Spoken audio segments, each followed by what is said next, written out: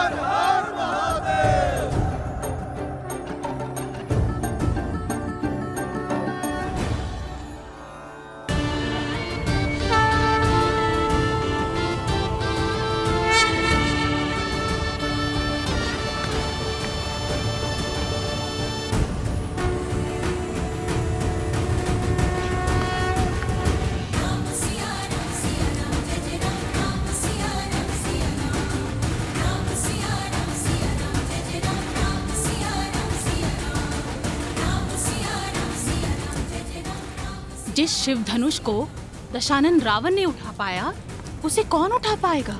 मुझे नहीं लगता यह स्वयंवर सफल हो पाएगा। फिर यह असंभव कार्य कौन पूरा करेगा?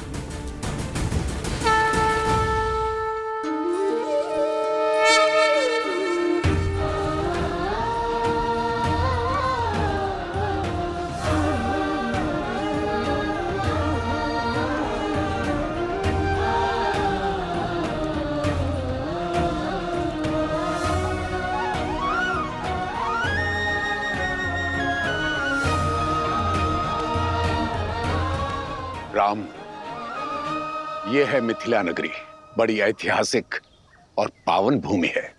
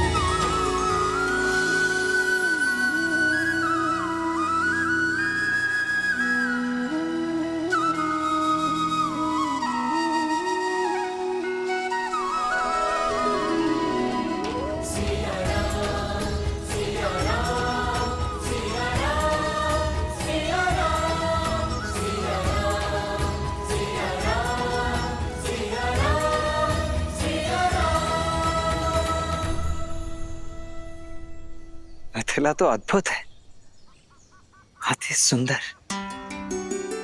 अर्थात अब हमें मिथिला के साथ साथ महादेव के पिनाक धनुष के दर्शन करने का भी अवसर मिलेगा। मैंने कहा ये मिथिला नगरी है, ये नहीं कि हम नगर प्रवेश करेंगे।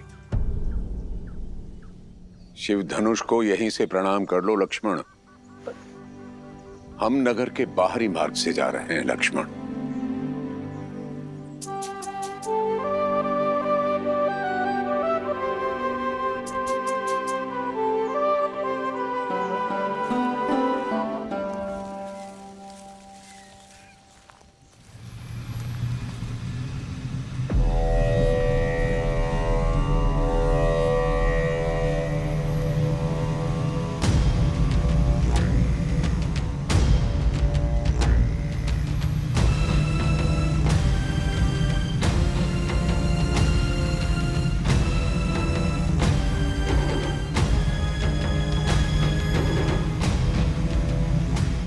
अद्भुत, इतना भव्य विमान किसका है गुरुदेव?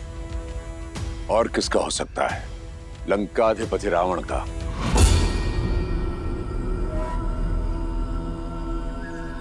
कदाचित शिव धनुष की लालसा उसे यहां खींच लाई हो। वही रावण जिसका हाथ ताड़का और मारीच के सर पर था। अर्थात इतने महाशक्तिशाली असुर ने यह स्वयंवर तो निश्चित ही जीत लिया होगा ना गुरुदेव? शिव धनुष को उठाने के लिए बाहुबल की नहीं, चरित्र बल की आवश्यकता होती है लक्ष्मण।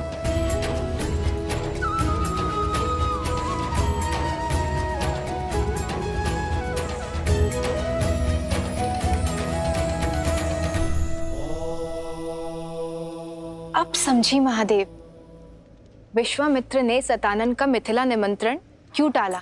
ताकि राम रावण के वहां से निकल जाने के बाद ही वहां पहुंचे, कि उनकी भेंट उचित समय आने से पूर्व ना हो जाए। किंतु उन्हें अब राम को मिथिला लेके जाना चाहिए ना? प्रश्न केवल राम और रावण की भेंट रोकने का ही नहीं है देवी। ऋषि विश्वामित्र चाहते हैं कि राम को मिथिला उस समय ले जाया जाए जब यस्याग्रे त्राट त्राट त्रुट त्रुट ममलम टंट टंट टंट टंटम तैलम तैलम तु तैलम Kuku Quang Quang Quang Quang खम खम खम सु खम खम दंस दंस दु दंस तू ही चकितम भूपकम भूयनालम या यास्ते विपग्रह सवसति सवलः पातु वः चंद्रचूडः।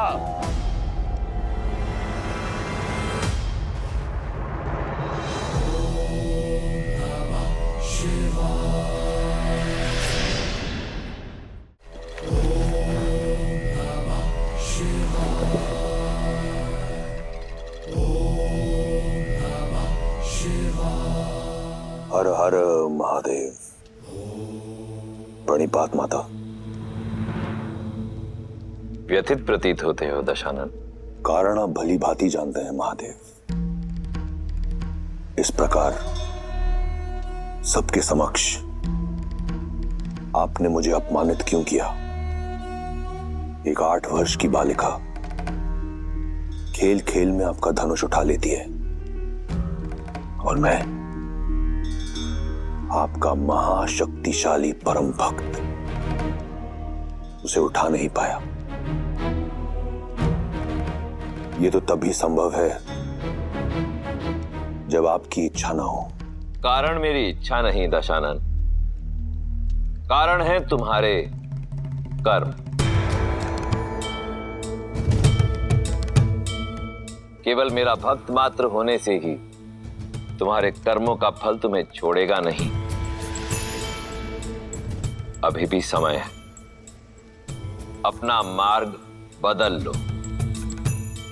अपनी असीम शक्ति और संपत्ति का उपयोग संसार के हित के लिए करो। इस संसार से मुझे कुछ नहीं मिला महादेव। जो भी पाया छीनकर। परंतु आप तो वो शिव हैं जिन्होंने अपने भक्तों के लिए विष पिया। तो आपने अपने इस भक्त को अपमान का विष क्यों पिलाया? बिना निमंत्रण मिथिला जाकर अपने अपमान को तुमने स्वयं आमंत्रण दिया दशानन। मैं जानना चाहता हूं रावण कि वो ऐसा क्या था जिसे पाने की लालसा तुम्हें मिथिला तक ले गई।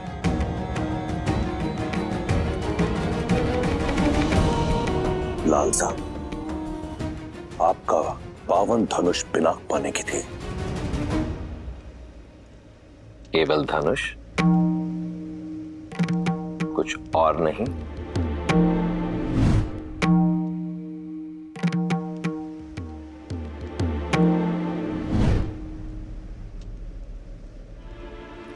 बोलो दशानन, आज तुम अपने अहंकार की भावना से इस सीमा तक ग्रसित हो चुके हो कि स्वयं अपने इष्ट के समक्ष असत्य कह रहे हो। और यही तुम्हारा उत्तर है रावण।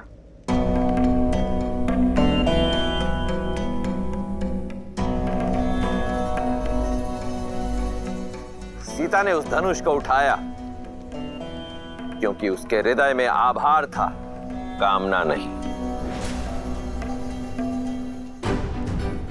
और तुम उसी धनुष को नहीं उठा पाए क्योंकि तुम्हारे हृदय में अहंकार था, भावना नहीं। तुम अत्यंत सौभाग्यशाली हो लंकापति कि तुम्हारे पास मंदोदरी जैसी पतिव्रता पत्नी है, मेघनाद जैसा आज्ञाकारी पुत्र है, इसलिए जो तुम्हारा नहीं है उसे पाने की लालसा छोड़कर जो है उसी में संतुष्ट रहना सीखो। मैंने तो यही सीखा है महादेव कि जीवन में जो मिलता है या तो प्रयास से या फिर प्रहार से, परंतु आपने आज सिद्ध कर दिया कि आप केवल देवों के ही देव हैं। इस राक्षस का साथ नहीं देंगे आप, फिर चाहे ये राक्षस आपका परम भक्ति क्यों ना हो। आप ईश्वर हैं, जैसे आपकी इच्छा। रहिए आप देवों के देव, परंतु फिर अपने इस राक्षस भक्त से अपनी प्रवृत्ति बदलने की अपेक्षा न करें। यदि मेरे इष्ट होकर भी आप देवों के ही देव हैं, तो मैं भी आपका भक्त होकर राक्षस राज हूं। आप वही करें जिसकी अपेक्षा देवों को आपसे है, और मैं वही करूंगा जिसकी अपेक्षा राक्षसों को मुझसे है। उचित है दशानन। यदि ऐसा है तो अपने कर्मों का फल चखने के लिए भी सज्ज रहना। हर हर महादेव। माता,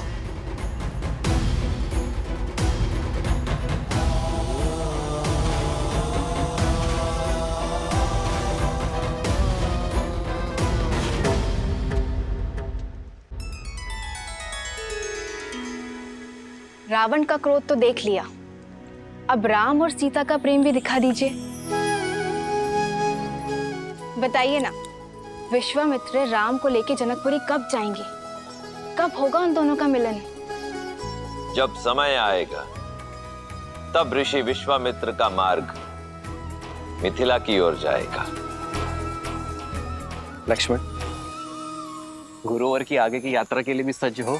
भैया, मुझे ऐसा प्रतीत होता है कि गुरुदेव आपको किसी महत्वपूर्ण कार्य के लिए सज्ज कर रहे हैं, अत्यंत महत्वपूर्ण। सही कहा लक्ष्मण, उनके हर कर्म के पीछे उद्देश्य होता ही है। अब उनकी इच्छा क्या है ये तो मैं नहीं जानता भैया, पर मेरी इच्छा है कि कदाचित मैं मिथिला नगरी भ्रमण कर पाता, देख पाता वहां का सौंदर्य और विशेषतः वो शिव धनुष। कितना अच्छा होता ना भैया। इच्छा तो मेरी भी यही है लक्ष्मण। आज हम यहीं विश्राम करेंगे राम। जो आज्ञा गुरुदेव। जो आज्ञा गुरुदेव। अब जब यहां विश्राम कर ही रहे हैं तो तुम जाकर मिथिला नगरी देखा हो राम। जहां विश्राम करते हैं वहां की लोक संस्कृति जानने से ज्ञानवर्धन होता है।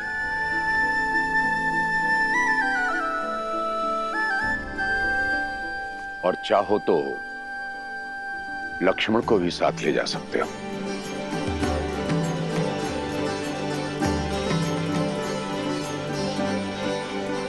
कब चलना है लक्ष्मण? अभी इसी क्षण, तुरंत। कौन जाने कब अपना विचार बदल लें गुरुदेव। आइए आइए।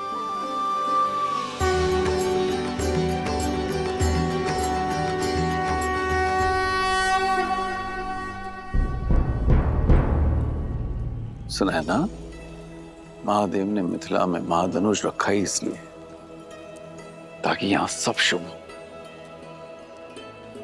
विश्वास रखो।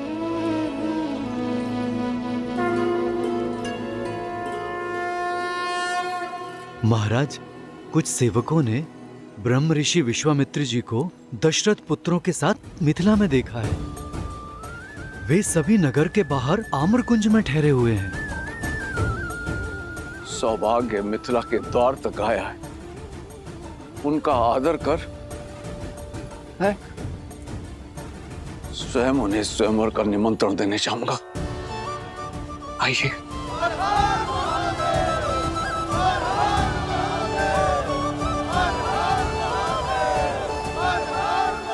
मैथिली जब विवाह करके चली जाएगी तो इस मिथिला को कौन संभालेगा? मिथिला और मैथिली दोनों को महादेव ने संभाला है।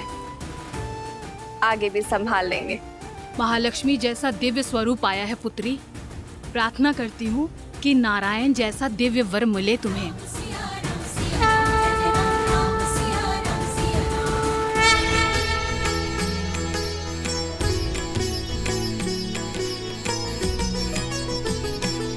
हो परदंत की पंगति पुंद कली, अधराधर पल्लव खोलन की,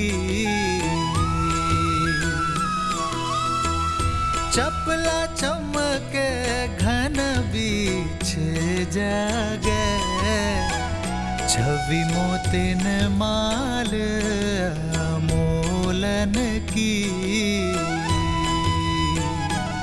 हो घुंघरारी लटे लटके मुख पर, कुंडल लोला का पोलन की।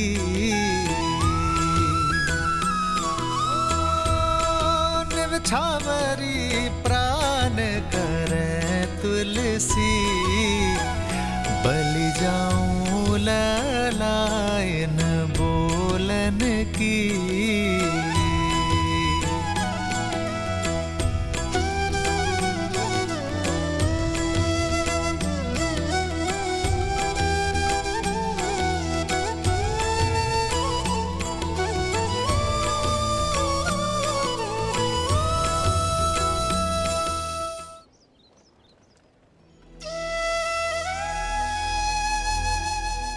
बाहर से जितनी सुंदर लग रही थी, भीतर से तो उससे कहीं अधिक सुंदर लग रही है ये मिथिला, है ना भैया? हाँ लक्ष्मण, मिथिला का सच्चा सौंदर्य यहाँ के लोगों की सोच और संस्कृति में ज्ञान का गढ़ है ये नगर।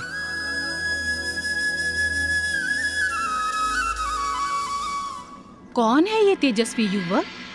कहीं देवता तो वेश बदलकर मिथिला नहीं आ गए? देवता क्यों, कहीं के राजकुमार भी तो हो सकते हैं। सीता स्वयंवर में आए हो, राजकुमार ऐसे गलियों में विचरण करते हैं क्या? कोई गंधर्व तो नहीं हो भी सकता है। चलो चलो आओ देखते हैं।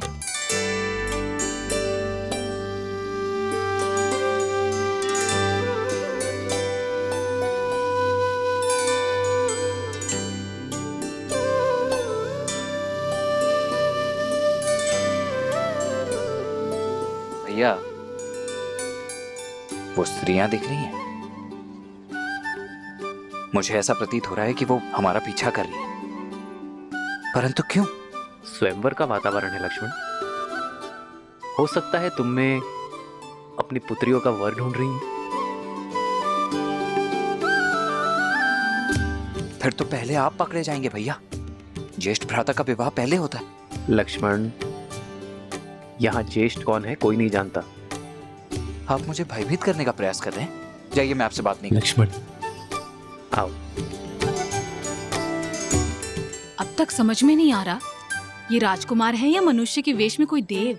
एक उपाय है, हम इन्हें अपनी ये मिठाइयाँ और ये सामान बेच देते हैं। मूल्य चुकाने के लिए इन्हें धन देना होगा।